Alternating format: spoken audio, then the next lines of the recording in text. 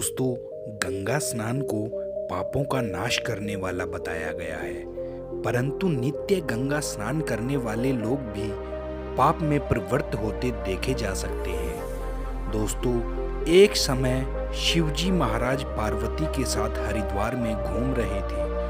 पार्वती जी ने देखा कि सहस्त्रों मनुष्य गंगा में नहा नहा कर हर हर का नारा लगाते हुए चले जा रहे हैं, परंतु वे सभी लोग दुख और पापों से फिर भी भरे हुए हैं।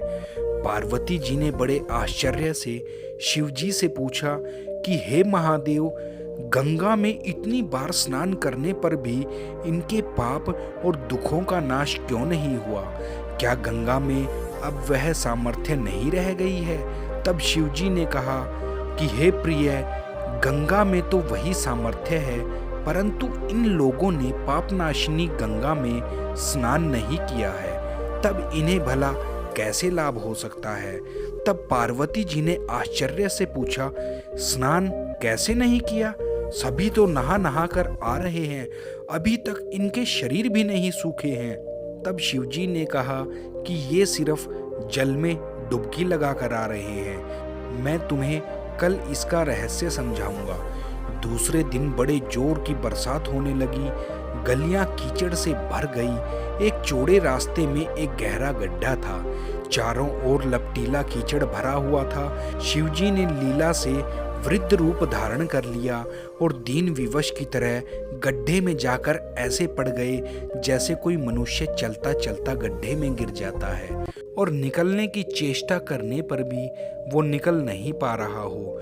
पार्वती जी को उन्होंने यह समझाकर गड्ढे के पास बैठा दिया कि देखो, तुम लोगों को सुना सुनाकर यूं पुकारती रहो कि मेरे वृद्ध पति अकस्मात गड्ढे में गिर पड़े हैं और कोई पुण्यात्मा इन्हें निकालकर इनके प्राण बचाए और मुझ असहाय की सहायता करे। साथ ही शिवजी ने यह भी समझा दिया कि जब कोई गहरे गड्ढे में से मुझे निकालने को तैयार हो, तब तुम इतना कह देना कि भाई, मेरे पति सर्वथा निष्पाप हैं, इन्हें वही आदमी छुए, वही इंसान छुए जो स्वयं निष्पाप हो। यदि आप निष्पाप हैं तो ही इनको हाथ लगाना, नहीं तो हाथ लगाते ही आप भस्म हो जाओगे। पार्वती जी तथास्तु कहकर गड्ढे के किनारे बैठ गई और आने जाने वालों को सुना सुनाकर शिवजी की सिखाई हुई बात कहने लगी। गंगा में नहाकर लोगों के दल आ रहे थे। सुंदर युवती को यूं बैठी देखकर कईयों के मन में पाप भी आया। कई लोग लज्जा से डरे हुए तो कईयों को कुछ धर्म का भय हुआ, कई कानून से डरे। कुछ लोगों ने तो पार्वती जी को यह भी सुना दिया कि मरने दे बुढ़े को, क्यों उसके लिए तू रोती है। आगे और कुछ दयालु सच्चरित्र पुरुष थे, उन्होंने करुणावश हो युवती के पति को निकालना चाहा, परंतु पार्वती के वचन सुनकर वे भी रुक गए। उन्होंने सोचा कि हम गंगा में नहाकर आए हैं तो क्या हुआ, पापी तो हैं ही, कहीं इसकी मदद करते करते हमारा हाथ न जल जाए। बूढ़े को निकालने पर कहीं इस स्त्री के कथा अनुसार हम स्वयं भस्म न हो जाएं। किसी का साहस नहीं हुआ। सैकड़ों आए, सैकड़ों ने पूछा और चले गए। संध्या हो चली थी। शिवजी ने कहा, पार्वती, देखा आया कोई गंगा में नहाने वाला। और इतनी ही देर में, थोड़ी ही देर में एक जवान हाथ में लोटा लिए हुए हर हर करता हुआ निकला। पार्वती ने उसे भी वही बात कही। युवक का हृदय करुणा से भर गया। उसने शिवजी को निकालने की तैयारी करी। पार्वती ने रोक कर कहा, भाई, यदि तुम सर्वथा निष्पाप नहीं होगे तो तुम मेरे पति को छूते ही जल जाओगे। उसने उसी समय बिना संकोच के दृढ़ निश्चय के साथ पार्वती से कहा, माता, मेरे निष्पाप होने में तुझे संदेह क्यों है?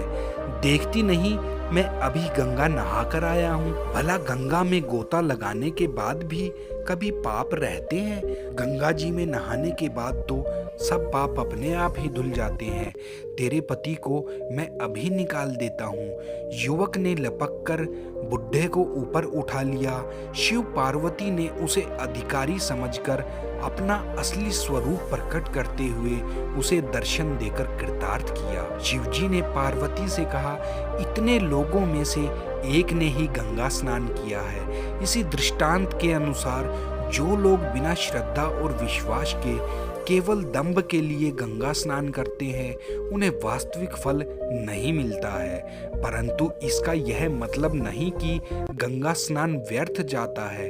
विश्वास के साथ किए गए गंगा स्नान का असली वास्तविक फल जरूर मिलता है। तो दोस्तों, आपका जब भी मौका लगे तो आप गंगा स्नान जरूर करें। मेरी आपसे यही विनती है। तो इसके साथ ही बोल दो जय श्री गंगे मैया। वीडियो को कर दो लाइक, चैनल को कर दो सब्सक्राइब। मौज लो रोज लो, ना मिले तो खोज लो। आप सभी का दिल से धन्यवाद।